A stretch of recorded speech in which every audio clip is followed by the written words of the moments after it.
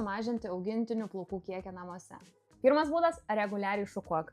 Jeigu įmanoma ryte vakare ir per pietus, o jeigu neįmanoma, bent kartą per dieną ar kartą per savaitę, o nukailinus visą šitą gėrį, būtinai surink ir išmesk.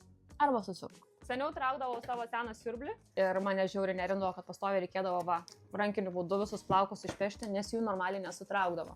Bet laikai pasikeitė. Vieną dieną aš supratau, kad aš nebenoriu tarnauti savo siurbliui, nes pastoviai aš turiu vargti su juo. Ir taip, mes namuose turim robotą siurblį, bet jis nepajėgia vis tiek susitvarkyti su šunų plaukais. Ypač, kur yra kilimai, ten yra vargo vakarienė. Nusprendžiau, kad man reikia pokyčių.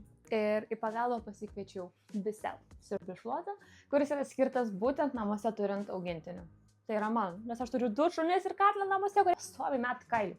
Jūs tik pažiūrėkit, kaip susidoroja su tais plaukais. Kilimas kaip naujas.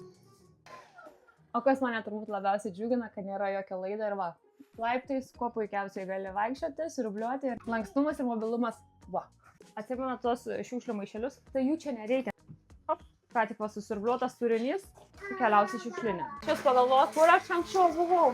Pamiršau paminėti, kad yra ir antras būdas, kaip kovoti su plaukais, tai galima juos tiesiog ignoruoti.